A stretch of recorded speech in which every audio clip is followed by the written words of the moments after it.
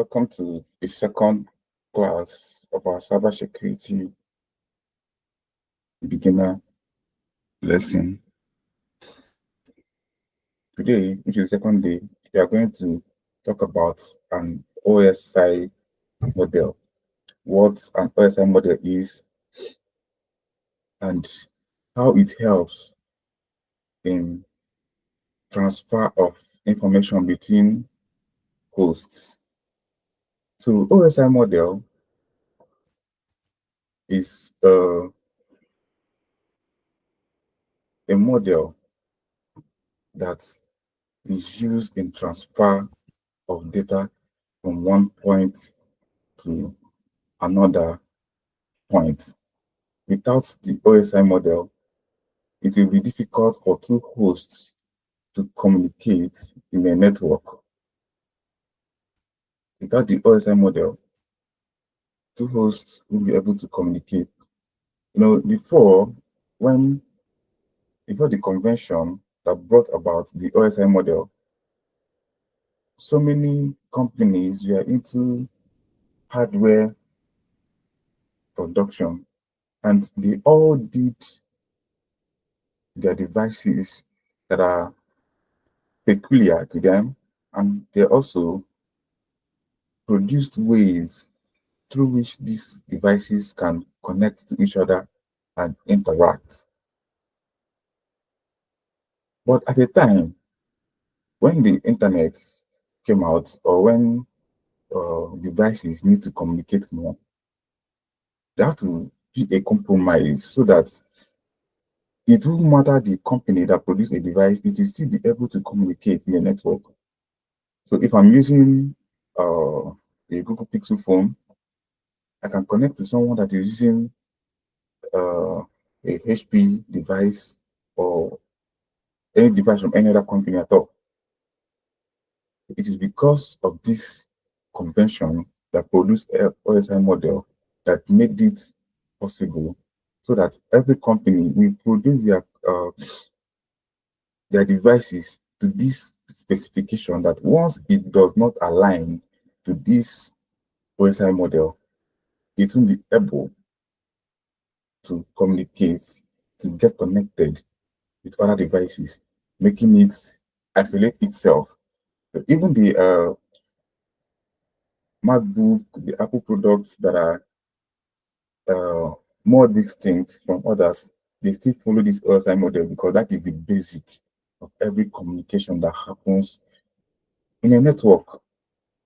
So whether you're using a Samsung phone, whether you're using a HP, whether you're using a Dell device, or whether you're using another device from any company, it must observe this OSI model. So OSI model is more like a framework that all these devices, all these hosts will meet for information to be transferred or shared within them or between different hosts on a network. So it is broken down into 7 layers, which we are going to see here. The physical layer, data link layer, network layer, transport layer, session layer, presentation layer, application layer, and they all have devices that function at this different level, and the protocol that also function at this different level of the OSI model. I want us to see an OSI model as a combination of systems, a combination of frameworks, a combination of systems, most especially, that come together to facilitate the sharing of data, of these bits, these electric voltages that are in zeros and one. So any device that will be able to communicate must observe the OSI model. Just like the human system, where there is the respiratory system, there is the skeletal system, there is digestive system, and all of them combined together forms the human body. So the computer system that you have is a combination of all these layers of OSI model: the physical layer or the physical system, data link layer, the network layer, the transport layer, the session layer, the presentation layer, application layer also. They all come together to facilitate the interconnectivity of the host and the transfer of bits, these binary bits from one host to another host. There's also a TCP model, which we'll touch, but right now, let us understand the OSI model before we move to the TCP model. They're basically the same thing, but just a slight difference. So I want us now to discuss each layer, starting from physical layer, which is the layer 1, up to the application layer, and we will understand how information can flow from layer 1 to layer 7, and the type of information or the type of data that can flow at each level. Then talking about the physical layer is any device, or basically the hardware that helps in transporting this electric signal or these bits from one host to another host. So any hardware device that helps in transferring, if you're communicating, if you're connected with another host, any device that helps in transferring information from the sending host to the receiving host, any device or uh, elect, any device that connects these devices, that connect these hosts and help in conveying information, conveying data from the sending host to the receiving host, which is the destination, is under physical layer. And all these cables function at this layer, like your fiber optic cable, like your normal copper wire, the coaxial cable, and the rest of them. Every cable, in fact, that you can connect to computer A or host A and connect to host B for the purpose of sharing or transferring data between two hosts fall under this physical layer, which is the layer 1 of the OSI model. Also, Wi-Fi, because Wi-Fi, they connect to systems and help in transfer of data, they also fall under the physical layer of the OSI model. Also, in our previous class, we talked about a repeater. And if we can remember, I said that a repeater is a networking device that helps to repeat signals so that they don't get diminished along the line, maybe because of the length of the connection. You know, the analysis I use is echo. When you are discussing with someone and when the person is moving further away and you are trying to talk at the same tone, at the same projection, once the person is moving further away, their voice gets diminishing. So that is how it is also in computer connection. The more you move further, the more the signal becomes weaker and weaker. So for there not to be a loss in data being transferred, there is a repeater. So a repeater is there to repeat whatever signal that comes from the sending host and keeps on repeating it. I keep on echoing it so that it doesn't get diminished or get lost in the transmission line. That even at the receiving end, the person that is receiving it will see the full information, the full data, and at a very high quality. So the repeater also function at this OSI level, which is the layer 1 level of the OSI model, the physical layer. Then layer 2 is the data link layer. So what their work is in the scheme of things is that they receive data which are being transmitted from the sending host. So they connect the they allow the layer 1 devices to connect to them and receive those information. They are the receiving end of the host. For example, the network interface card.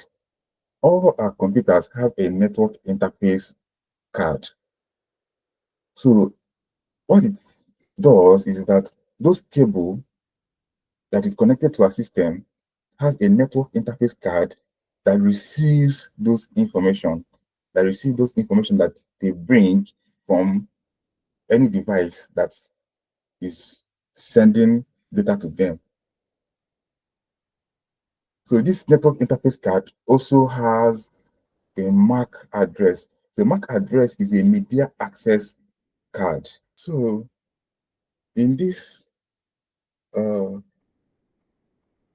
connection, this MAC address is the address that is contained in the header of the data that is being sent, that is contained in the packet rather. So it identifies each host. And it is associated with the network interface card. So every network interface card has its own distinct MAC address through which it can be able to be identified in a network. So this MAC address functions as the data link layer because it is associated, since it is associated with a network interface card. So it's a network interface card functions as data link layer. So this MAC address that identifies network interface card function also as layer 2 of the OSI model, which is the data link layer. So MAC addresses are addressing scheme that identifies each network interface card. And they are 48 bits of 12 hexadecimal digits. An example here is 94.96.9c.3b.8a.e5. So this is how a MAC address looks like, and all our devices have a MAC address. So, for example, in the diagram we have here, the first host, the network, has its own MAC address through which it can connect to the router, and the router has its own MAC address through which it connects and receives data that is being sent across to it through from the host. And this router also connects to the next router through a MAC address and the next router, and it goes on to the end user. So from the first host to the router, for information to flow from the first host to the router to the MAC address is known as a hop.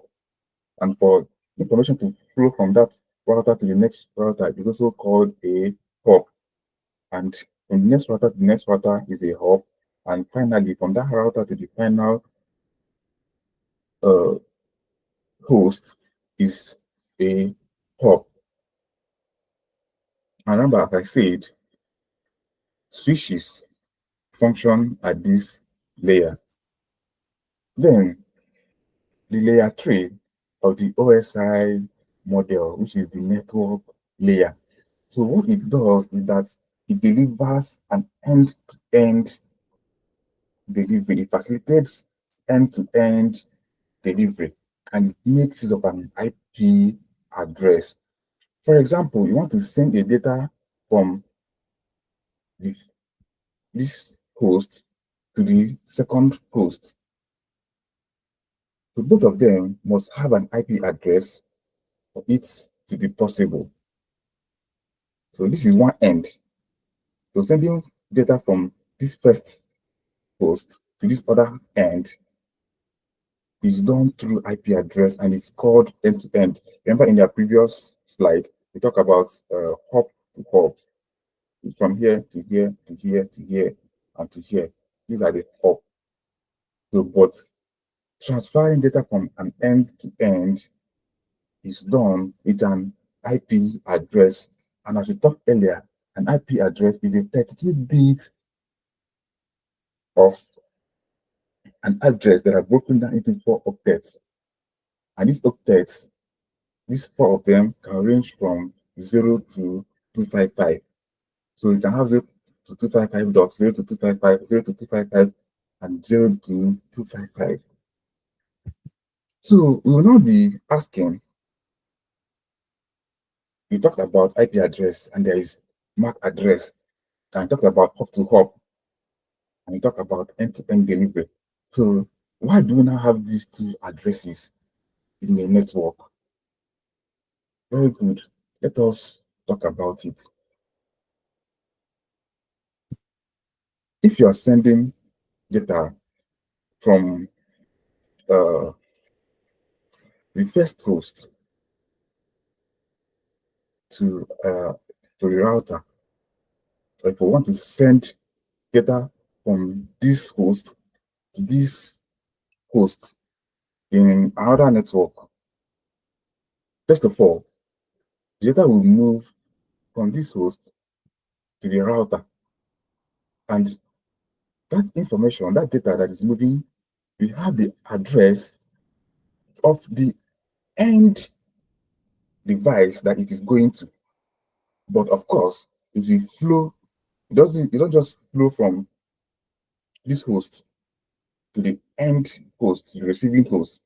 There is a router that it connects to. So for it to get to the final host, the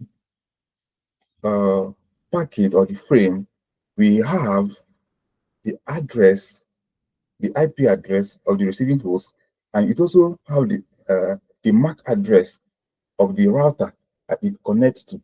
So in doing so, once this information gets to the router, so the router will now remove the address of this host and include its own address and the address of the next router that is connecting to.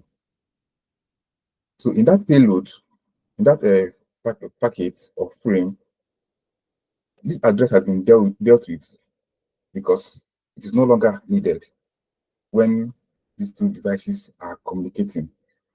So when this host sends to this host will receive it, and it will now discard the address of this one and include the address of the next destination router, the MAC address of the next destination router. And when this router receives it, it does away with this address and includes its own address and the address of the next, which is now the end. So what it now does is that once it gets to this, for this host to know that it is for him, the original IP address, remember, not MAC address again, the IP address of this host, the sending host, is embedded to it. And this IP address also embedded to it in the header section of the packet. So that is how this functions. And there is a command that helps to map each IP address to a MAC address. It is called address resolution protocol. So this address resolution protocol, what it does is that every device that is connected on the internet, it maps it to the MAC address. So, for example, this device that is AI dot AI, it will map it to 98.168.35.53. And when it gets to this place, it will map E8 to 198.168.35.52 rather. So that is what the address resolution protocol does. So in the next phase, we will talk about the transport layer, the session layer, the presentation layer, and the application layer. But these are the first phase of the OSI model: the data link layer, the physical layer, and the network layer. I hope we understand before we move ahead.